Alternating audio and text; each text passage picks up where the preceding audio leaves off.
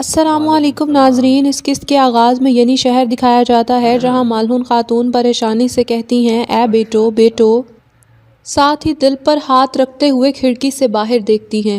مالہون کہتی ہیں جب بھی وہ جنگ میں جاتے ہیں مجھے یہ احساس ہوتا ہے، میں درد کو گہرائی سے محسوس کرتی ہوں۔ وہیں موجود سعادت خاتون جواب دیتی ہیں میں سمجھ سکتی ہوں کہ آپ کیسا محسوس کر رہی ہیں مالہون خاتون، ہم دونوں ایک ہی درد سے آزمائے جا رہے ہیں، ہم سرداران کی مائیں ہیں، لوگوں کے لیے اچھی مثال قائم کرنے کے لیے میں دلیری دکھانے کی کوشش کر رہی ہوں، لیکن ماں ہونا مختلف ہے۔ مالہون جواب دیتی ہیں ایسا ہی ہے، یہ بہت مختلف ہے، جس کی میں نے حفاظت اور پرورش کی میرا بیٹا وہ اب قید میں ہے، کون جانتا ہے کہ وہ کس حال سے گزر رہا ہوگا۔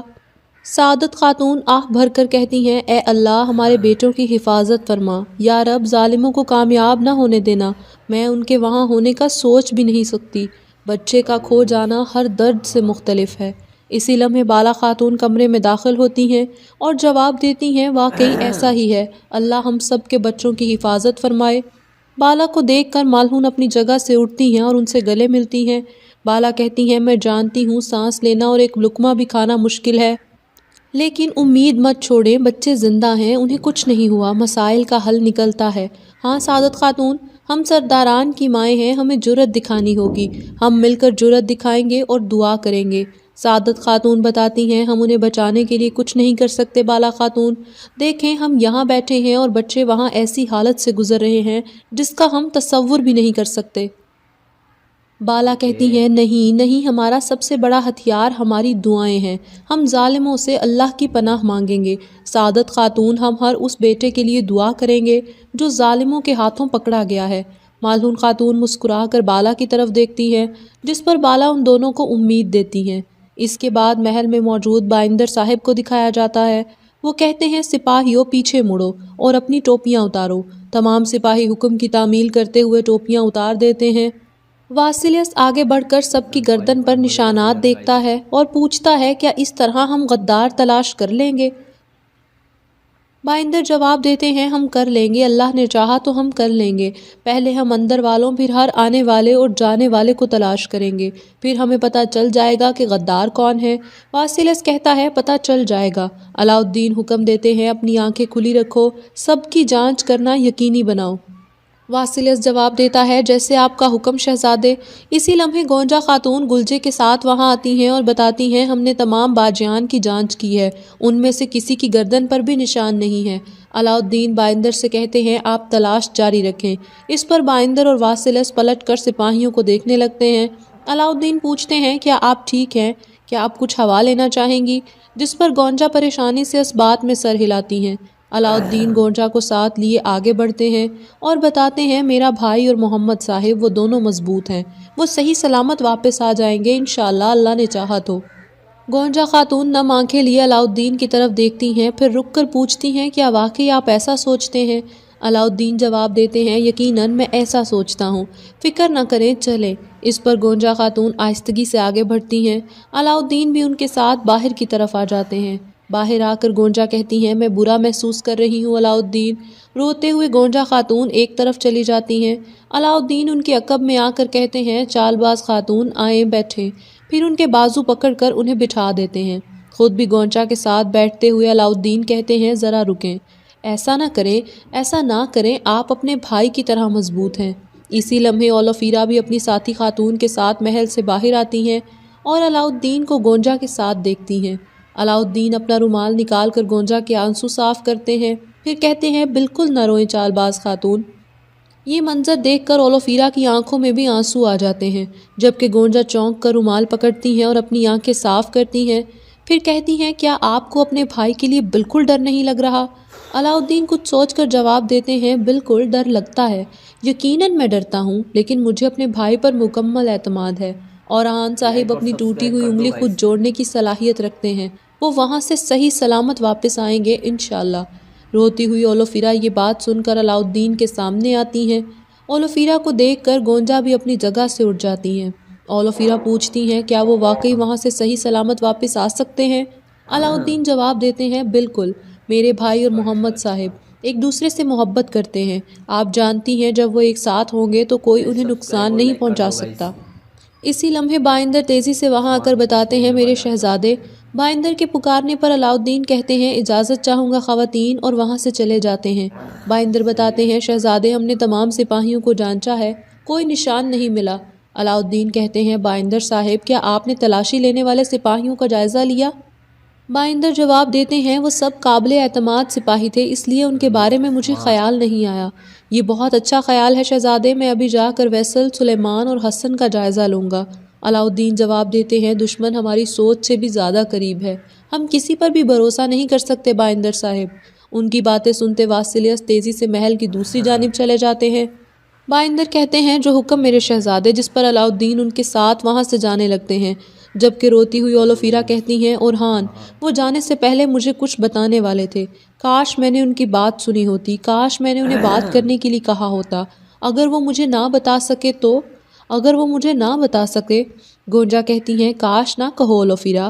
پھر ان کا ہاتھ پکڑ کر انہیں تسلی دیتی ہیں اور بتاتی ہیں اللہ کی مدد سے اورہان صاحب اور میرا بھائی صحیح سلامت واپس آئیں گے، پھر تمہیں وہ جواب بھی مل جائے گا جس کی تم منتظر ہو۔ جس پر مسلسل آنسو بہاتی اولوفیرا امید سے گونجا کی طرف دیکھتی ہیں۔ اس کے بعد عثمان صاحب کی قرارگاہ دکھائی جاتی ہے، جہاں یعقوب صاحب پریشانی سے ٹہل رہے ہوتے ہیں، جبکہ عثمان نقشے کا جائزہ لیتے ہیں۔ اس عالم میں سپاہی اعلان کرتے ہیں وہ آ رہے ہیں۔ تبھی سامنے سے کونور صاحب، جائکوتائے، کنیو ماز اور باقی سپاہیوں کے ساتھ قرارگاہ میں داخل ہوتے ہیں۔ انہیں دیکھ کر عثمان اور یعقوب صاحب تیزی سے آگے بڑھتے ہیں تاکہ فوراً ان سے بات کر سکیں۔ کونور کے آداب کرتے ہی یعقوب صاحب سوال کرتے ہیں کیا ہمارے بیٹے ٹھیک ہیں جائکوتائے؟ جائکوتائے جواب دیتے ہیں وہ زندہ ہیں لیکن وہ ٹھیک نہیں ہیں۔ عثمان پوچھتے ہیں وہ کیا چاہتے ہیں کونور؟ کونور بتاتے ہیں قلعے، حصار، مارمراجک، لیفکے، کارا جائسار اور وہ تمام جزیہ جو انہوں نے اب تک دیا۔ وہ خزانے چاہتے ہیں، وہ فرمان کے ساتھ چابی مانگ رہے ہیں۔ عثمان غصے سے کہتے ہیں غلیظ کتے۔ یعقوب صاحب پوچھتے ہیں وہ کب ملنا چاہتے ہیں؟ جائکوتائے جواب دیتے ہیں آج رات لیفکے میں۔ یعقوب کہتے ہیں اچھا۔ عثمان سوال کرتے ہیں کیا آپ کیا کہہ رہے ہیں یعقوب صاحب، کون سی ملاقات؟ وہ ہمارے خون اور تلوار کا حق چاہتے ہیں۔ یعقوب صاحب کہتے ہیں خون بہے گا، وہ تمام بہادر زمین کے لیے جان دینے کو تیار ہیں۔ تلوار کا حق ہم ہزاروں تلواریں بنا سکتے ہیں لیکن بیٹے وہ دوبارہ نہیں مل سکتے عثمان۔ عثمان جواب دیتے ہیں میرا بیٹا میرے سپاہیوں جیسا ہے، ان کا خون بھی ہمارا خون ہے۔ آپ جانتے ہیں ان سرزمینوں کے لیے کتنے بیٹوں نے جانیں قربان کی ہیں؟ نہیں، ہم ایک بھی قلعہ انہیں دیے بغیر کسی اور طریقے سے واپس لائیں گے۔ یعقوب صاحب کہتے ہیں نہیں، ہم یہ خطرناک حرکت نہیں کر سکتے، پہلے ہمیں اپنے بیٹوں کو بچانا ہے۔ عثمان جواب دیتے ہیں ہم واپس نہیں جا سکیں گے، اگر ہم نے قلعے دے دیے یہ ایک بڑی شکست ہوگی، اگر ہم نے کارا جائسار دے دیا ان میں ہمت آ جائے گی، وہ سب لینا چاہیں گے۔ یعقوب صاحب غصے سے کہتے ہیں دستور عثمان صاحب، دشمن کو زیادہ مت سمجھیں اور نہ ہی ہمیں کم، میں اس سرزمین کا سلطان ہوں، میرا دل پھٹ رہا ہے، حصار اور قلعے ہم انہیں دیں گے اور اپنے بیٹوں کو بچائیں گے۔ عثمان جواب دیتے ہیں میرا دل بھی پھٹ رہا ہے، لیکن یاد رکھیں یہ زمین کسی سلطان کی نہیں صرف ملت کی ہے، غفلت میں نہ پڑیں۔ یعقوب صاحب کہتے ہیں آپ اسے مشکل بنا کر ہمارے بیٹوں کو مروا دیں گے عثمان صاحب، اپنے محل واپس جائیں، پہلے اپنے محل میں موجود غدار کو تلاش کریں، میں اکیلا ہی ملنے جاؤں گا۔ کنیوماز تیاریاں شروع کرو، ہم جا رہے ہیں۔ کنیوماز کہتے ہیں جو حکم جناب۔ یعقوب صاحب کے پلٹنے پر عثمان کونور کو آہستگی سے کوئی پیغام دیتے ہیں اور پھر وہاں سے جانے کا اشارہ کرتے ہیں، جس پر کونور صاحب کہتے ہیں یعقوب صاحب اگر آپ کی اجازت ہو تو میں آپ کے ساتھ جانا چاہتا ہوں۔ یعقوب صاحب جواب دیتے ہیں آؤ کونور آؤ، تم اپنی آنکھوں سے دیکھو گے کہ یہ مسئلہ کتنی آسانی سے حل ہوتا ہے۔ جس پر کونور اے واللہ کہتے ہوئے آیکت کے ساتھ آگے بڑھتے ہیں۔ اس کے بعد کیسٹل قلعہ دکھایا جاتا ہے جہاں زندان میں اورہان، محمد اور ان کے سپاہی موجود ہوتے ہیں۔ تبھی سلیبی سپاہی کھانے کے برتن لیے اندر داخل ہوتے ہیں اور کھانا زمین پر پھینک کر کہتے ہیں تمہیں بھوک لگی ہوگی۔ اورہان جواب دیتے ہیں تمہیں لگتا ہے ہم تمہارا کھانا کھائیں گے، اور اپنے سر کے ضرب سے اس سپاہی کو پیچھے دھکیلتے ہیں۔ محمد بھی اپنے سامنے والے سپاہی کو پاؤں اور سر سے ضرب لگاتے ہیں۔ سلیبی سپاہی غصے سے قیدیوں پر تشدد کرنے لگتے ہیں، ساتھ ہی شہزادوں کو بھی ضرب لگاتے ہیں۔ اسی لمحے اندر آتے ہوئے تسالیوس پوچھتا ہے یہاں کیا ہو رہا ہے؟ پھر شہزادوں کی طرف اشارہ کر کے کہتا ہے تم دوبارہ انہیں کھانا نہیں دو گے، انہیں بھوکا رہنے دو تاکہ یہ ہوش میں آئے۔ جس پر اورہان غصے سے زمین پر تھوک دیتے ہیں۔ تسالیوس کہتا ہے وہ کھانا بھی لے لو۔ سپاہی آگے بڑھ کر برتن ہٹا لیتے ہیں۔ اور ہان پوچھتے ہیں کیا تمہیں لگتا ہے کہ ہم ڈر جائیں گے؟ اپنے انجام سے ڈرو کتے۔ تسالیوس مسکراتے ہوئے آگے آتا ہے اور پھر ایک زوردار گھونسا اور ہان کے منہ پر مارتا ہے اور کہتا ہے فکر نہ کرو، بہت جلد میں تم سب کو جہنم میں بھیج دوں گا۔ محمد پوچھتے ہیں کیا تمہیں لگتا ہے کہ تم ہمیں موت سے ڈرا سکتے ہو؟ تسالیوس پوچھتا ہے کیا تم نے سنا؟ وہ موت سے نہیں ڈرتا۔ اور ہان جواب دیتے ہیں ہم مر گئے تو شہید ہوں گے، لیکن اگر تم مر گئے تو بلکہ جب میں تم سب کو خود ماروں گا، کتے بھی تمہاری باقیات کھانے نہیں آئیں گے۔ تسالیوس پوچھتا ہے ایسی بات ہے؟ اور ہان جواب دیتے ہیں ہاں۔ پھر وہ دونوں طنز سے کہکہے لگانے لگتے ہیں۔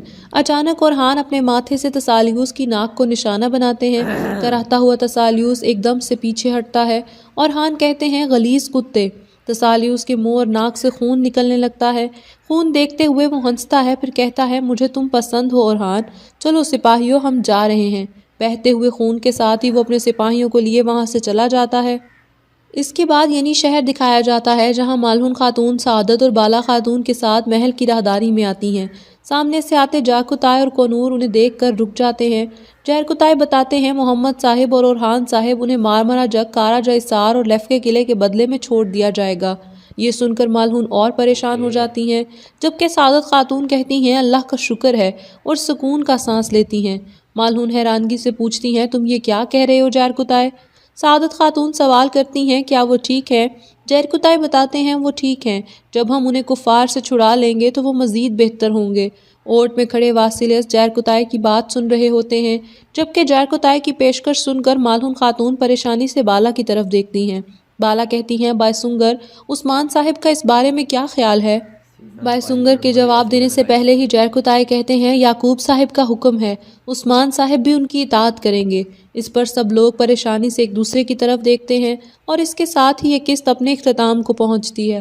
امید کرتے ہیں آپ کو ویڈیو پسند آئی ہوگی، اسے لائک کریں، شیئر کریں، ہمارے چینل کو لازمی سبسکرائب کر لیں، اپنا فیڈ بیک دینا مت بھولیے گا۔ ملیں گے اگلی ویڈیو کے ساتھ، تب تک کے لیے اللہ حافظ۔ حالات کے قدموں پہ قلندر نہیں گرتا، ٹوٹے بھی جو تارا تو زمیں پر نہیں گرتا۔ گرتے ہیں سمندر میں بڑے شوق سے دریا، لیکن کبھی دریا میں سمندر نہیں گرتا۔ کیا دوستوں کو رنج کے بہتر نہیں ملے، دشمن بھی ہم کو قد کے برابر نہیں ملے۔ اس بحر آرزو میں جو کرتے ہمیں تلاش، اب تک تو ہم کو ایسے شناور نہیں ملے۔ بس ایسا کچھ ہوا کہ سمجھ میں نہ آ سکا، دل ہل گئے ہمارے مقدر نہیں ملے۔ ملتے ہیں لوگ یہی جدائی کے بعد بھی، تم ایسے گم ہوئے کہ پلٹ کر نہیں ملے۔ لوگوں نے گفتگو میں کریدا بہت ہمیں، تم خود سے ہم کلام تھے اکثر نہیں ملے۔ اب کہ عجب بہار کا موسم ہمیں ملا، سندل سے جسم پھول سے پیکر نہیں ملے۔ کبھی خود پہ کبھی حالات پہ رونا آیا، بات نکلی تو ہر ایک بات پہ رونا آیا۔ ہم تو سمجھے تھے کہ ہم بھول گئے ہیں ان کو، کیا ہوا آج یہ کس بات پہ رونا آیا؟ کس لیے جیتے ہیں ہم، کس کے لیے جیتے ہیں؟ بارہا ایسے سوالات پہ رونا آیا۔ کون روتا ہے کسی اور کی خاطر اے دوست، سب کو اپنی ہی کسی بات پہ رونا آیا۔ تیری کیفیت میرے ہم نفس کبھی آگ ہے کبھی آب ہے، تیرے اختیار میں کچھ نہیں یہ محبتوں کا عذاب ہے۔ ذرا ٹھہر جا ذرا سوچ لے میں تیرا ہوا کہ نہیں ہوا، تیری آگہی کے قریب ہی تیری مشقتوں کا سراب ہے۔ دل بے اما کو اما ملی تو مجھ کو کہاں ملی، جہاں تو نے ماتھا ٹکا دیا میرا سینہ سچ مچ خراب ہے۔ وہی بے کلی وہی بے بسی، وہی بندشیں وہی چاہتیں، میں ابھی نہ سمجھ سکا تو نصیب ہے کہ نصاب ہے۔ کوئی ایک خانہ نہیں یہاں جو تڑپ رہا ہے نہاں نہاں، رو عاشقی کے سبھی صورتوں پہ نقاب ہے۔ آسماں سے عنایتیں نہ تجھے ملی نہ مجھے ملی، محبتوں سے راحتیں نہ تجھے ملی نہ مجھے ملی۔ ہمیں عاشقی میں سچ ملا ہمیں زندگی میں سب ملا، مگر بے وفائی کی عادتیں نہ تجھے ملی نہ مجھے ملی۔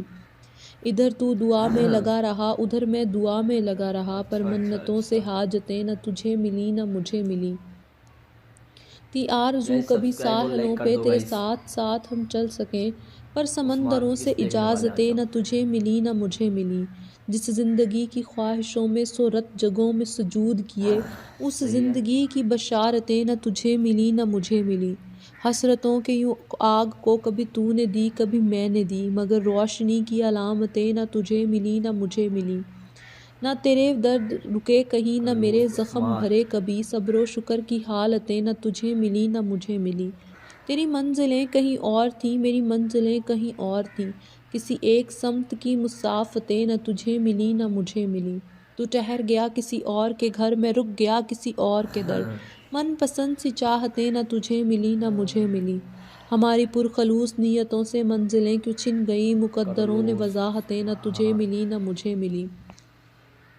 ہمارے دیدہ تر کو محبت ہو گئی تم سے، کسی گہرے سمندر کو محبت ہو گئی تم سے، بھلے وہ چاندنی شب ہو یا فصل گل کی رنگینی، میرے ہر ایک منظر کو محبت ہو گئی تم سے۔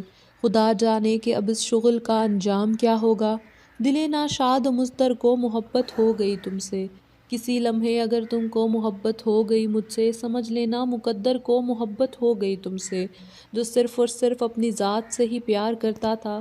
سنو ایک ایسے پتھر کو محبت ہو گئی تم سے، نہیں جاتی تمہارے قرب کی خوشبو نہیں جاتی، میرے اجڑے ہوئے گھر کو محبت ہو گئی تم سے۔ کسی صورت بھی اب یہ اشک تھم سکتے نہیں واسق، میری آنکھوں کے ساگر کو محبت ہو گئی تم سے۔ مسکراہٹ دیکھ کر ان کی ہم ہوش گنوا بیٹھے، ہم ہوش میں آنے کو تھے وہ پھر مسکرا بیٹھے۔ جو عبرت سے نہیں سمجھے دلائل بھی نہ مانے تو قیامت خود بتائے گی قیامت کیوں ضروری تھی۔ اداسیوں کا یہ موسم بدل بھی سکتا تھا، وہ چاہتا تو میرے ساتھ چل بھی سکتا تھا۔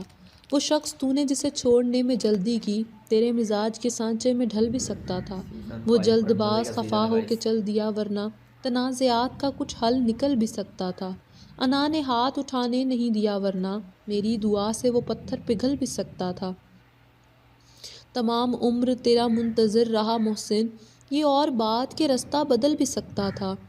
باتوں باتوں میں بچھڑنے کا اشارہ کر کے، خود بھی رویا وہ بہت ہم سے کنارہ کر کے۔ سوچتا رہتا ہوں تنہائی میں انجام خلوص، پھر اسی جرم محبت کو دوبارہ کر کے۔ جگمگا دی ہیں تیرے شہر کی گلیاں میں نے، اپنے ہر اشک کو پلکوں پہ ستارہ کر کے۔ دیکھ لیتے ہیں چلو حوصلہ اپنے دل کا، اور کچھ روز تیرے ساتھ گزارا کر کے۔ ایک ہی شہر میں رہنا ہے مگر ملنا نہیں، دیکھتے ہیں یہ اذیت بھی گوارا کر کے۔ مرحلے شوق کے دشوار ہوا کرتے ہیں، سائے بھی راہ کی دیوار ہوا کرتے ہیں۔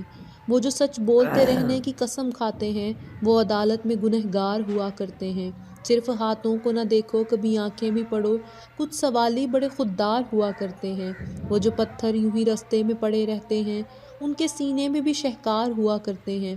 صبح کی پہلی کرن جن کو رلا دیتی ہے، وہ ستاروں کے عزادار ہوا کرتے ہیں۔ جن کی آنکھوں میں سدا پیاس کے صحرا چمکے، در حقیقت وہی فنکار ہوا کرتے ہیں۔ شرم آتی ہے کہ دشمن کسے سمجھے محسن، دشمنی کے بھی تو معیار ہوا کرتے ہیں۔ یاد آؤں تو بس اتنی سی عنایت کرنا، اپنے بدلے ہوئے لہجے کی وضاحت کرنا۔ تم تو چاہت کا شاہکار ہوا کرتے تھے، کس سے سیکھا ہے الفت میں ملاوٹ کرنا۔ ہم سزاؤں کے حقدار بنے ہیں کب سے، تم ہی کہہ دو کہ جرم ہے کیا محبت کرنا۔ تیری فرقت میں یہ آنکھیں ابھی تک نم ہیں، کبھی آنا میری آنکھوں کی زیارت کرنا۔ حاصل ہے زندگی حسرت کے سوا کچھ بھی نہیں، یہ کیا نہیں وہ ہوا نہیں، یہ ملا نہیں وہ رہا نہیں۔ گزر آیا میں چل کے خود پر سے، ایک بلا تو ٹلی میرے سر سے۔ کتنا مشکل ہے اذیت یہ گوارا کرنا، دل سے اترے ہوئے لوگوں میں گزارا کرنا۔ زندگی ہم پہ یہ آسان بھی ہو سکتی تھی، سیکھ لیتے جو کسی درد کا چارہ کرنا۔ کہاں جاتے ہو ابھی ساتھ گزارو کچھ دن، ہم پہ مشکل کوئی آئے تو کنارہ کرنا۔ کتنا مشکل ہے جلانا کسی رستے میں چراغ، کتنا آسان ہے ہواؤں کو اشارہ کرنا۔ زندگی ہم تو چلو مان کے سہ بھی گئے، ایسا برتاؤ کسی سے نہ دوبارہ کرنا۔ راز الفت چھپا کے دیکھ لیا، دل بہت کچھ جلا کے دیکھ لیا، اور کیا دیکھنے کو باقی ہے، آپ سے دل لگا کے دیکھ لیا۔ آس اس در سے ٹوٹتی ہی نہیں، جا کے دیکھا نہ جا کے دیکھ لیا۔ وہ مرے ہو کے بھی میرے نہ ہوئے، ان کو اپنا بنا کے دیکھ لیا۔ آج ان کی نظر میں کچھ ہم نے سب کی نظریں بچا کے دیکھ لیا۔ فیض تکمیل غم بھی ہو نہ سکی، عشق کو آزما کے دیکھ لیا۔ یہ اور بات ہے تیری گلی میں نہ آئے ہم، لیکن یہ کیا کہ شہر تیرا چھوڑ جائیں ہم۔ مدت ہوئی ہے کوئے وطاں کی طرف گئے، آوارگی سے دل کو کہاں تک بچائیں ہم۔ شاید یہ قید زیست یہ ساتھ نہ آ سکے، تم داستان شوق سنو اور سنائیں ہم۔ بے نور ہو چکی ہے بہت شہر کی فضا، تاریک راستوں میں ہے کہیں کھو نہ جائیں ہم، اس کے بغیر آج بہت جی اداس ہے، جالب چلو کہیں سے اسے ڈھونڈ لائیں ہم۔ حالات کے قدموں میں قلندر نہیں گرتا، ٹوٹے بھی تو تارا کبھی زمیں پر نہیں گرتا، گرتے ہیں سمندر میں بڑے شوق سے دریا، لیکن کسی دریا میں سمندر نہیں گرتا۔ سمجھو وہاں پھلدار شجر کوئی نہیں ہے، وہ صحن کے جس میں کوئی پتھر نہیں گرتا، اتنا تو ہوا فائدہ بارش کی کمی کا، اس شہر میں اب کوئی پھسل کر نہیں گرتا۔ انعام کے لالچ میں لکھے مدح کسی کی، اتنا تو کبھی کوئی سخنور نہیں گرتا۔